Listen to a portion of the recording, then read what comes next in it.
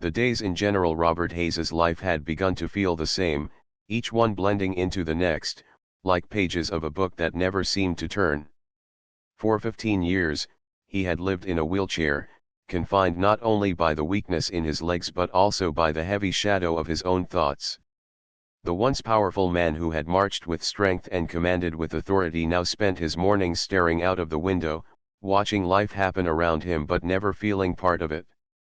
His room was neatly kept.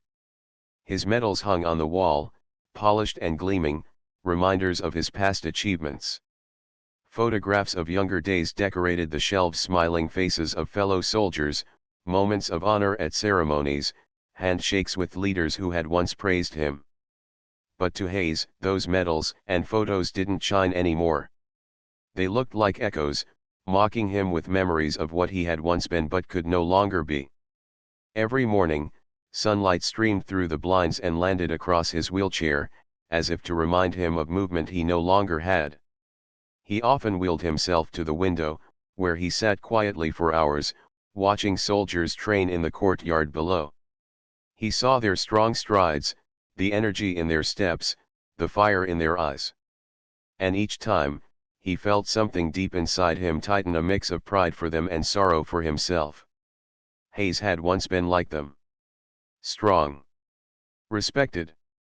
A man who could stand tall and inspire others simply by walking into a room. But 15 years ago, his life had changed. The accident had left his legs motionless, and the doctors had told him he would never walk again. At first, he had fought to prove them wrong. He went through therapy, tried every method he could, but time after time, his efforts ended in failure. Slowly, he lost not only the strength in his legs but also the strength in his will. As the years passed, he withdrew more and more into himself. Visitors came less often. At first, people tried to cheer him up, offering encouragement and hope. But when they saw that he had given up, they stopped trying. Even his closest companions didn't know what to say anymore. They saluted, showed respect, but avoided staying long. To them, he was still the general, but only in name. Inside, Hayes carried a storm of emotions he rarely showed. Bitterness often sat on his shoulders. He hated being dependent, hated needing others to help with simple tasks. He hated the silence of his room, broken only by the ticking clock or the turning of pages when he tried to read. But most of all, he hated the feeling that he was forgotten, that the world had moved forward while he remained frozen in time. Every night, he dreamed of walking again. In his sleep, he would find himself standing tall, his legs strong, moving with ease across open fields. But every morning, when he woke and saw the wheelchair beside his bed, the dream turned into another cruel reminder of reality. The disappointment grew so heavy that eventually, he stopped believing. In quiet moments, he sometimes asked himself if life still had any meaning. What was a leader without the ability to lead in action? What was a soldier who could no longer march? The questions haunted him, and though he never said them aloud, they lingered like ghosts in his heart. Yet despite the bitterness, there was also a small flicker of pride that never completely left him. When soldiers passed by and saluted, he still returned the gesture. When they looked at him with respect, he nodded, though his eyes betrayed the sadness he carried. He told himself that his life still mattered because of what he had already given. But deep inside, he wished he could give more. Some evenings, when the base grew quiet, Hayes would will himself outside. He would sit near the training field and watch the sun dip below the horizon. The air would cool, the sky would glow in colors of orange and purple, and for a few moments, he would feel a strange peace. But then the peace would fade, replaced again by the familiar ache of longing. His body had grown older, his hair turning silver, his hands showing the marks of time.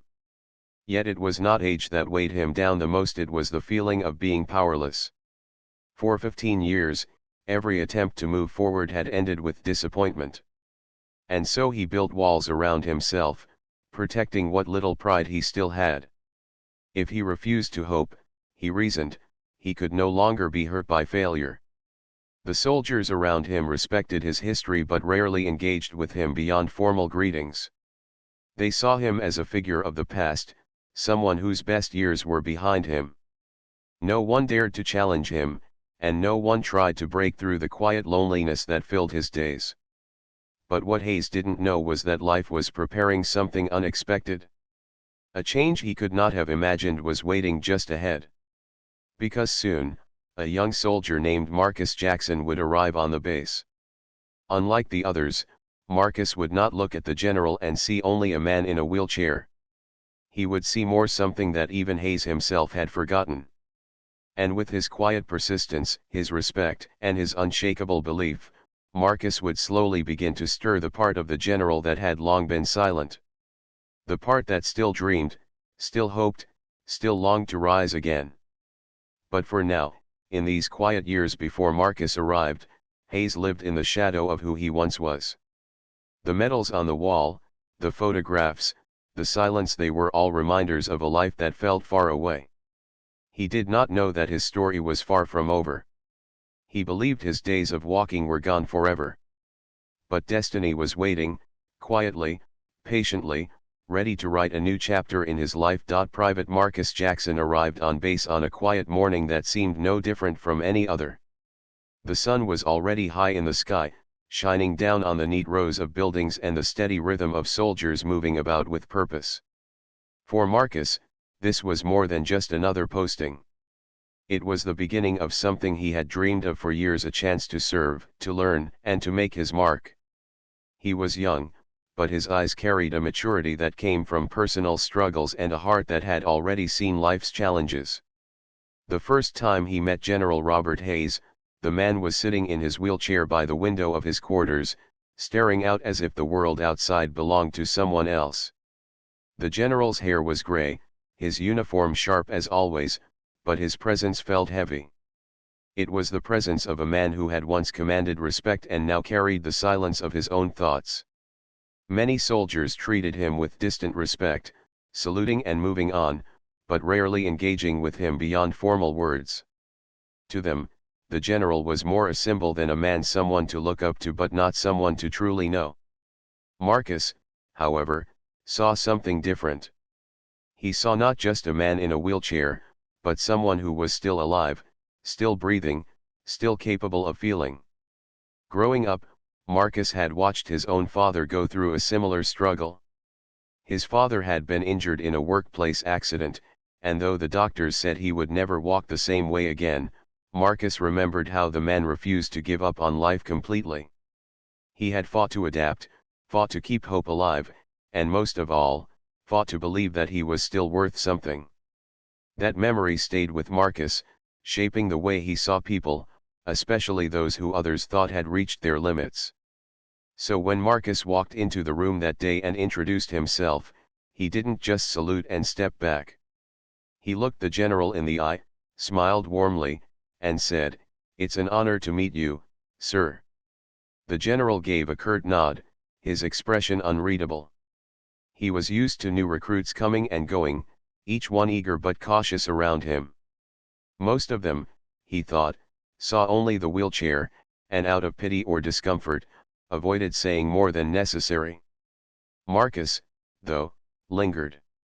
He noticed the general's shelves lined with books, some dusty, some neatly stacked. He saw the framed photographs of younger days, of medals and ceremonies, of a life that seemed far removed from the present. And instead of walking out, Marcus asked, "Sir, do you still read much?" The general raised an eyebrow. It wasn't the kind of question he expected. For a moment, he seemed surprised that someone cared enough to notice. "I used to," he said finally, his voice calm but edged with something Marcus couldn't name. "Not so much these days." Marcus nodded thoughtfully. "I've always liked stories. My dad said stories keep people alive, even when they think their best days are behind them." That simple statement stayed in the room like an echo. The general looked at the young soldier more carefully this time. He still didn't say much, but Marcus felt a small shift, like the first crack in a wall that had been standing for too many years. In the days that followed, Marcus didn't treat the general the way others did. He didn't look at him with pity, and he didn't act as if the wheelchair was the only thing worth noticing. Instead, he asked him about his past, his favorite places he had traveled, the men he had led, the lessons he had learned. At first, the general kept his answers short. But Marcus had patience. He didn't push, didn't force conversation, just let it grow naturally. Slowly, the general began to share a little more each time. One evening, Marcus walked in with a chessboard tucked under his arm. "Sir," he said with a grin, "I heard you used to be unbeatable at this game. Want to prove the stories true?" The general's eyes flickered with something close to amusement, though he quickly masked it. "Unbeatable? Who told you that nonsense?" he asked. Marcus shrugged. "Word gets around." Reluctantly, the general agreed to a game. They played in silence at first, the general's sharp mind still as quick as ever. Marcus lost, of course, but he didn't seem discouraged. Instead, he laughed and said, "Guess the stories were right after all." That laugh lingered with the general. It was the kind of sound he hadn't heard in his quarters for years, a sound that reminded him of camaraderie, of being alive, of something beyond the weight of the past. Over the next few weeks, Marcus kept showing up. He wasn't assigned to stay with the general all the time, but he made it a point to spend moments with him whenever possible. He talked about his own family, about his mother's cooking, about his younger sister who dreamed of becoming a teacher. He shared small joys and everyday thoughts, reminding the general that life was still full of simple things worth noticing. What stood out most was Marcus's unwavering respect. He didn't try to fix the general.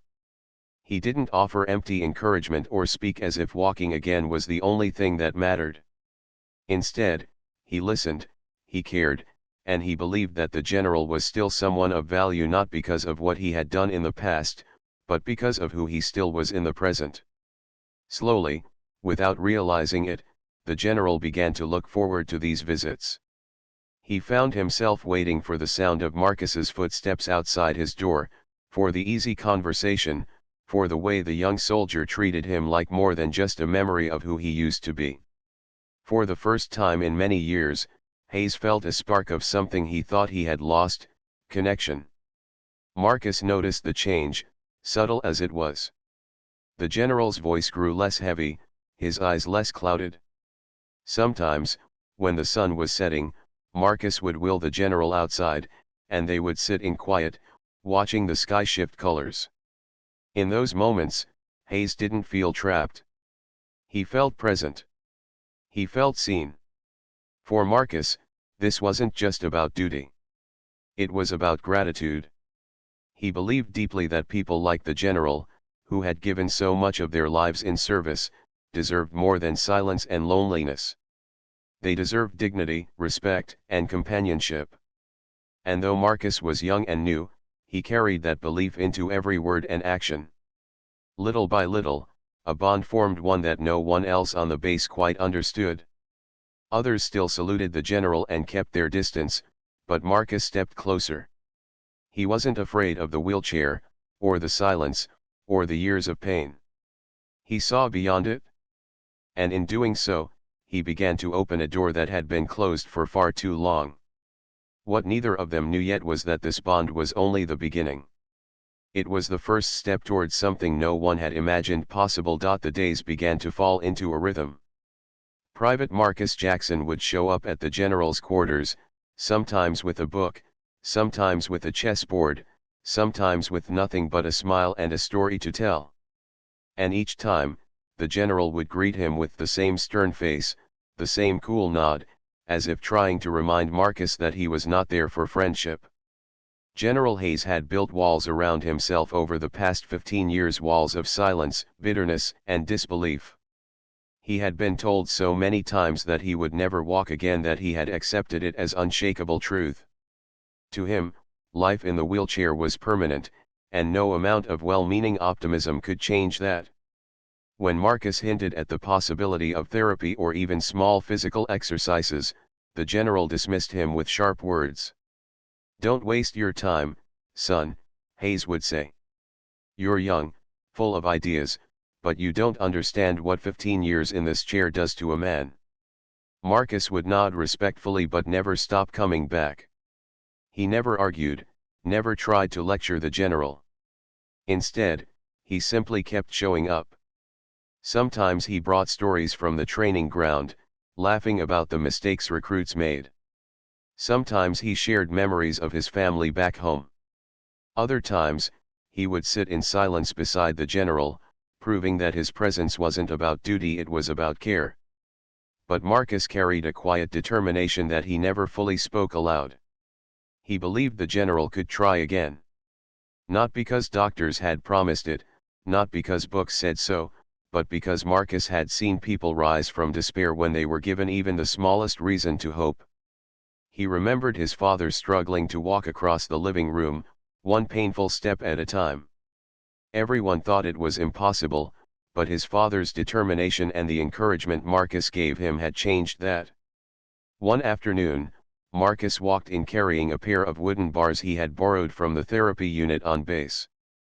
The general narrowed his eyes. "What's this foolishness?" Hayes asked, his voice carrying that familiar edge of disapproval. Marcus set the bars down gently. "Support rails," he explained. "I thought maybe you could try standing, just once. With my help." The general let out a laugh, but it was not a laugh of amusement. It was the bitter kind that comes from years of disappointment. "Boy, I haven't stood in 15 years. You think a couple of wooden bars will change that?" Marcus didn't flinch. "I don't know, sir," he said calmly. "But I think it's worth trying. Even if it's only for a second." The general shook his head. "You don't understand. This isn't about courage. My body doesn't work the way it used to. Hope just leads to disappointment." But Marcus didn't argue. He simply adjusted the rails, made sure they were steady, and said, "I'll be here whenever you feel ready. No rush." Then he sat down and began talking about something else entirely, letting the idea rest quietly in the air. For the next few days, the rails stood there in the general's quarters, a silent invitation. Hayes pretended not to notice them, but in truth, he couldn't stop glancing at them. They were a reminder of what he had lost and what Marcus seemed to believe he could still reach.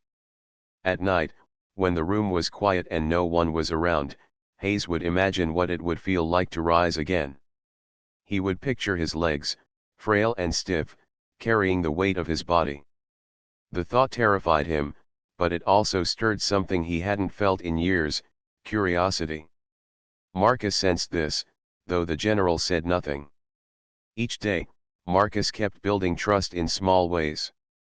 He played chess, read aloud from old war stories, and asked the general's advice on leadership. Hayes found himself giving thoughtful answers, surprised at how natural it felt to guide a young soldier again. These conversations, though simple, began to soften the bitterness that had settled in his heart. Then came the day when Marcus finally asked again. "Sir," he said gently, "would you let me help you try? Just once. No pressure, no promises. Just one attempt." The general looked at him for a long time, his expression unreadable. Then he sighed. "You don't give up easily, do you?" Marcus smiled. "Not when I believe in something." Reluctantly, Hayes agreed.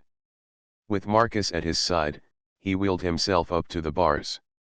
His hands trembled slightly as he gripped the wooden rails. The memory of falling haunted him, though he had not tried in years. Marcus crouched beside him, steady and calm. "Take your time, sir," he whispered. "There's no hurry." For a moment, nothing happened. Hayes's arms pressed against the rails, but his legs refused to respond. His breathing grew heavy, and frustration filled his chest. He let out a sharp breath and dropped back into his chair. "See," he muttered. A waste of time. But Marcus didn't react with disappointment. Instead, he placed a hand gently on the general's shoulder. "Not a waste," he said firmly. "You tried. That's more than yesterday." Those words lingered. Hayes wanted to dismiss them, but deep inside, he knew they carried truth. For 15 years, he hadn't tried at all. And now, because of one persistent young soldier, he had taken a first step even if it wasn't a physical one. The next day, Marcus asked again. This time, Hayes didn't argue as much. He wheeled himself up to the bars, gripped them tighter, and tried again. His body trembled with effort, his arms bearing most of the weight, but for a brief second, he felt his legs shift beneath him. It wasn't standing, not fully, but it was movement. And that movement lit a spark inside him. Afterward, Marcus's grin was wide. "You felt that, didn't you?" he asked. The general didn't answer right away. But later, when Marcus was gone, he whispered to himself, "Yes. I did." The sessions continued.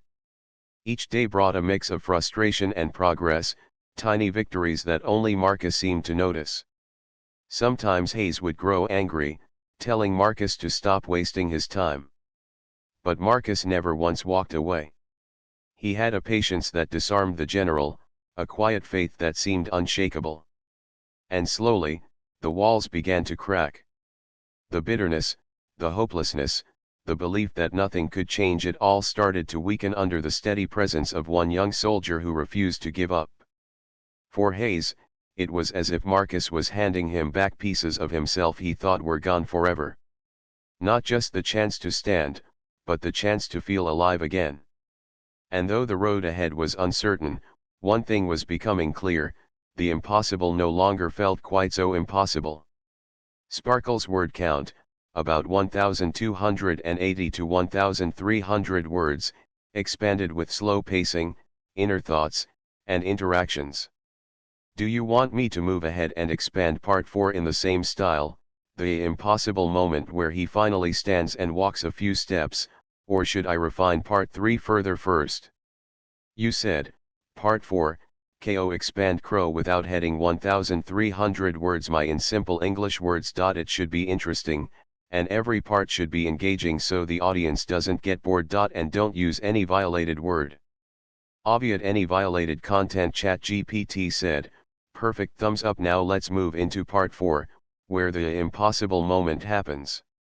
I'll expand it into a 1,300 word continuous narrative in simple, engaging English without using any offensive or violent content.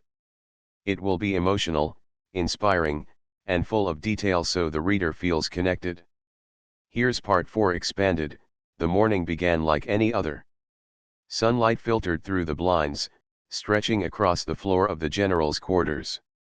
General Hayes sat quietly in his wheelchair, staring at the wooden support bars Marcus had brought weeks ago. They had become a permanent fixture in his room, a silent reminder of the young soldier's stubborn belief. Over the past few weeks, Hayes had tried more than once to stand. Each attempt had ended in frustration. His legs shook, his arms carried all the weight, and often, he had collapsed back into the chair, exhausted. Every time, he told Marcus it was useless. But every time, Marcus responded the same way, with calm reassurance and a smile that said he wasn't going anywhere.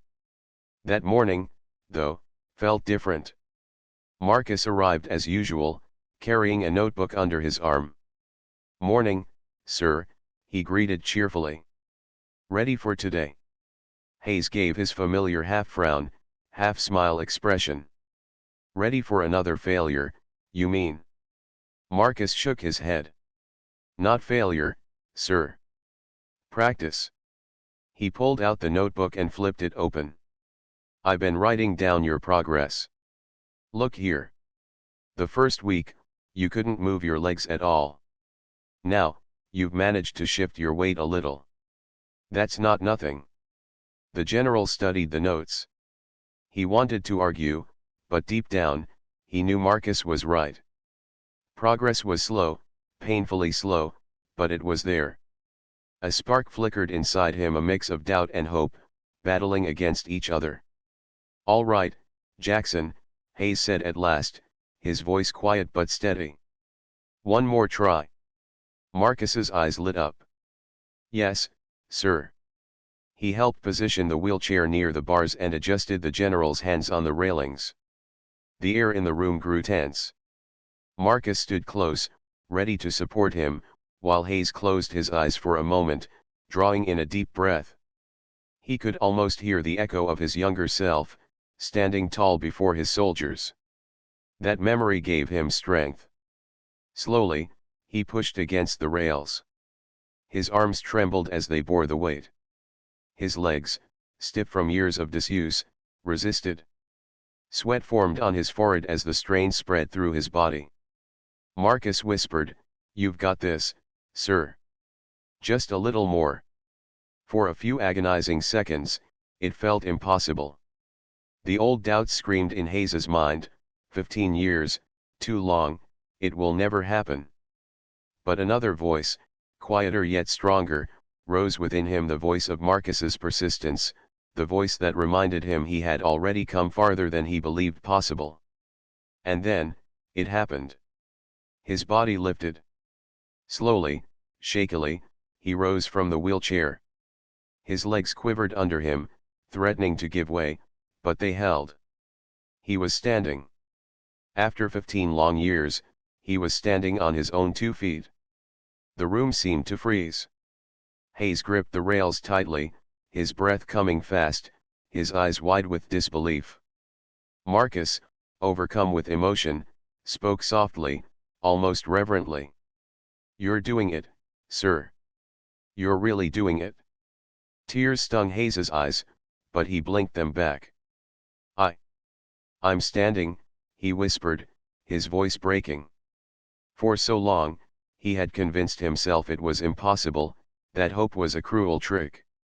Yet here he was, upright again, even if only for a moment. Marcus didn't rush him. He simply stayed close, offering steady encouragement. "Take your time. You're stronger than you think." Minutes passed, though to Hayes, it felt like a lifetime compressed into a heartbeat. His legs wobbled, but he adjusted, clinging to the rails with iron determination. Then Marcus spoke again, gently but firmly.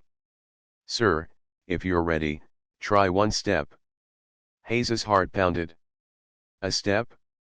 After 15 years? It sounded absurd. But another part of him, the soldier still buried deep inside, whispered back, "Try." With a deep breath, he shifted his weight forward. His right foot dragged slightly, then moved. It was small, clumsy, and uncertain, but it was a step. He gasped as emotion surged through him. Marcus grinned from ear to ear. "Yes. That's it, sir. That's a step." Encouraged, Hayes tried again. His left foot followed, weak but determined. 2 steps.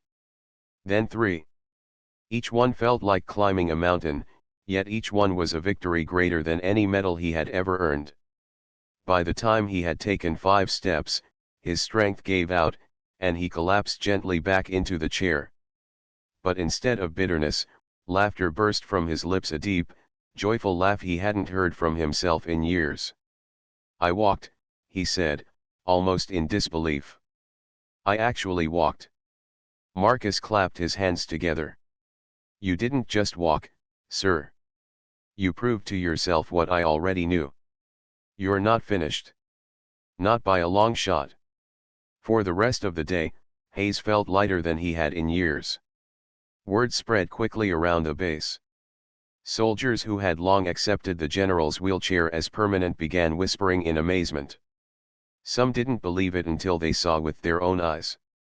When Hayes appeared outside later that week, gripping Marcus's arm and taking a few shaky steps in the open air, silence fell across the courtyard.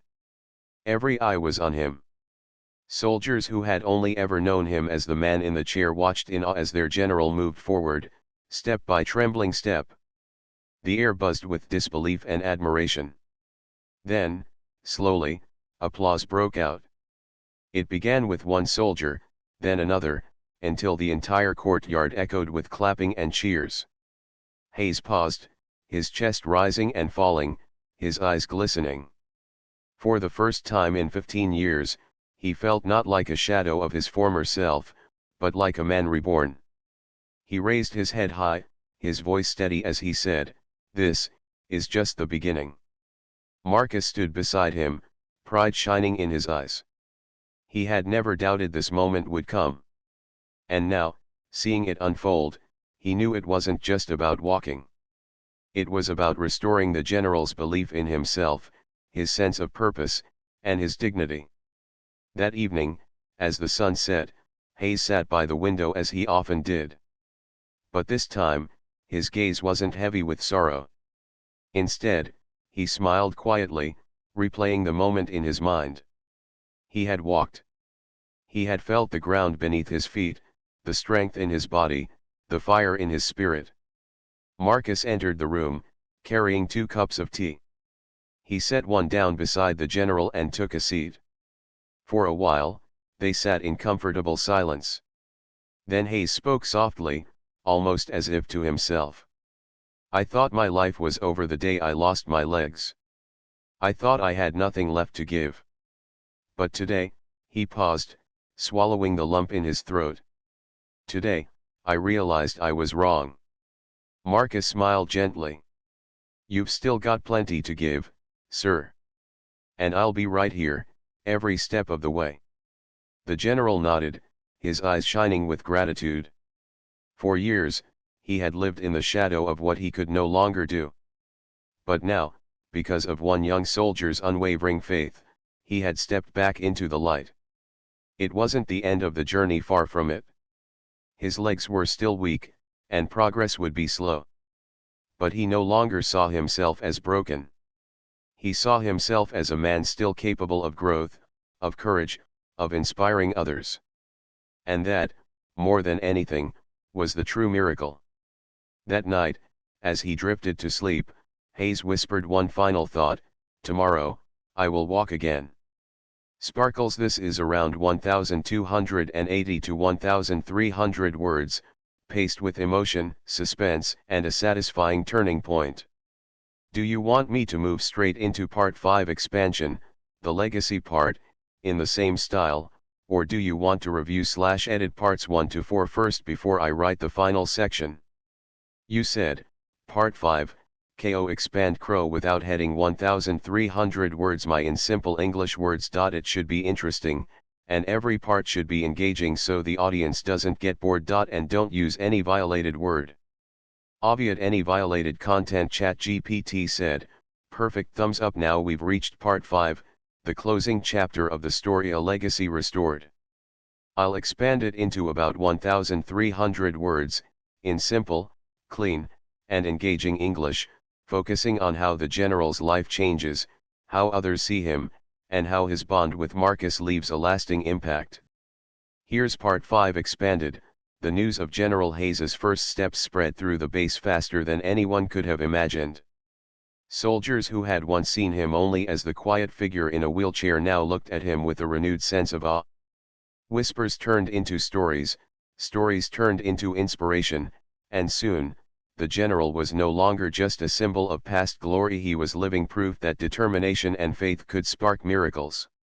For Hayes, every day after that moment felt different. His mornings began not with silence and routine, but with purpose. Marcus was always there, waiting with a smile and steady encouragement. Together, they worked on small exercises, moving from the wheelchair to the bars, standing longer, taking more steps. The progress was slow, but it was steady. And every step carried meaning far beyond physical movement. The general began to notice something he hadn't seen in years: the way younger soldiers looked at him. Their eyes no longer held pity or distance. Instead, they shone with admiration. They saw him struggling, yes, but also rising, pushing forward, refusing to surrender to what life had taken from him. To them, he was no longer just a retired hero of the past, he was a leader still shaping the present. One afternoon, the base commander invited Hayes to speak to a group of new recruits. At first, Hayes hesitated. He had not given a speech in years, and part of him feared he had lost that ability. But Marcus encouraged him, reminding him that his words carried weight, perhaps even more now than ever before. When the day came, Hayes entered the hall slowly, using his cane for support while Marcus walked at his side. The room fell silent. Every recruit stood straighter, eyes fixed on the man who had once seemed untouchable and was now proving that resilience was greater than strength. The general began to speak, his voice calm but filled with emotion. He told them about his past, the victories, the losses, the injury that had taken his legs. He spoke of the years he had spent in silence, believing his life was over. Then he spoke of Marcus, the young soldier who refused to give up on him, who reminded him that hope was not weakness but courage. Leadership, Hayes told them, is not about never falling. It is about rising again, even when the world believes you cannot. And sometimes, it is about letting others believe for you until you can believe for yourself. The room erupted in applause, not out of formality, but out of genuine respect. For the recruits, it was not just a speech, it was a lesson they would carry into every march, every challenge, every hardship. From that day forward, Hayes became more active around the base. He attended morning drills, watched training exercises, and even offered advice when asked. His presence carried a new kind of authority, not the authority of rank alone, but of lived experience. Soldiers began seeking him out, not for orders, but for guidance. They wanted to know how he had endured, how he had found the courage to try again. Marcus, always close by, watched with quiet pride. He had not only helped the general walk again, he had helped restore his spirit. But Marcus never claimed credit. When others praised him, he simply said, "The general already had the strength. All I did was remind him." The bond between the two grew deeper. It was not just a relationship of mentor and soldier, or patient and helper. It was a friendship forged in trust and respect. Hayes often told Marcus stories of his younger days, lessons from battles, moments of laughter with comrades, the weight of decisions that had shaped lives. Marcus listened intently, soaking in every word. One evening, as they sat together watching the sun set, Hayes turned to him and said, "You've given me more than my legs back, Jackson. You've given me my life back. And for that, I will always be grateful." Marcus shook his head gently. "You gave yourself your life back, sir. I just stood by you." But Hayes knew better. Without Marcus, he might have remained in that chair forever, locked in bitterness. With him, he had rediscovered not just movement, but meaning. As months passed, Hayes continued to grow stronger. He would never walk like he once did, but he no longer needed perfection to feel whole. Each step, no matter how small, was a reminder of resilience. And beyond the physical, he had reclaimed his role as a leader, teacher, and example to those around him. The soldiers on base began calling the day of his first steps the day of the general's rise. It became a story told to every new recruit, a reminder that impossibility was only a word until someone proved otherwise.